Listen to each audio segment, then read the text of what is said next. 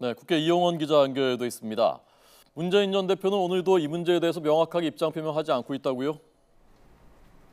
네, 더불어민주당 문재인 전 대표는 이 회고록 논란에 대해 당시 상황이 잘 기억나지 않는다는 입장인데요. 그러다 보니 새누리당에서는 이 치열한 토론을 거쳐 결정한 사안을 제대로 기억하지 못하는 게 말이 되느냐며 이 문 전 대표에게 사실관계를 분명히 밝히라고 요구하고 있습니다. 이에 오늘도 어제에 이어 문재인 대북 결제 사건 진상규명위원회는 회의를 열고 지난 2007년 기권 결정 당시 이 북한의 사전 의견을 구했는지를 명확히 밝히면 이번 논란은 간단히 해결된다며 문 전 대표를 압박했습니다.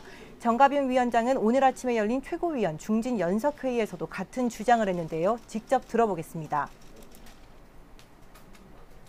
북한의 굴복적인 저자세로 일관했던 세력으로부터 우리는 대한민국을 지켜내기 위해서라도 이번 사건의 진실을 반드시 밝혀 국민들에게 낱낱이 알려드릴 필요가 있다고.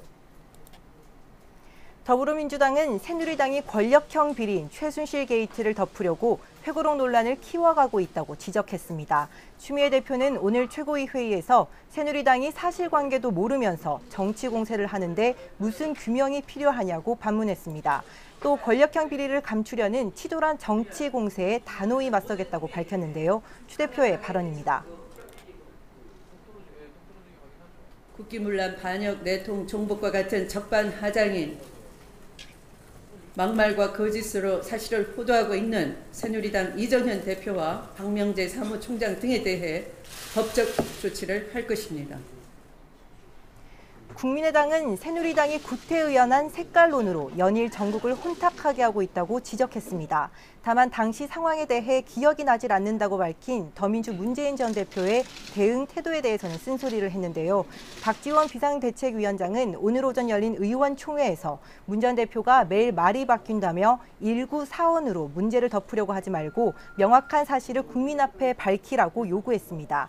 박 비대위원장의 발언입니다.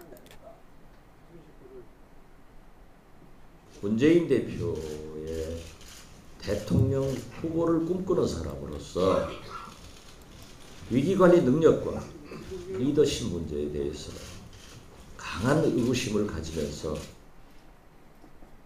한편 오늘 국회 정보위원회는 국정원에 대한 국정감사를 진행 중입니다. 회고록 논란이 쟁점 가운데 하나로 떠오르면서 이 새누리당은 지난 2007년 당시 김만복 국정원장이 참석했던 안보 관련 장관 회의 상황이나 이 북한과 의견 교환 형태 등에 대한 정보가 이 국정원에 보관돼 있을 가능성이 크다고 주장하고 있습니다. 하지만 김 전 원장에 대한 증인 출석에 대해 여야 합의가 이루어지지 않아 이를 규명하기는 쉽지 않을 것으로 보입니다.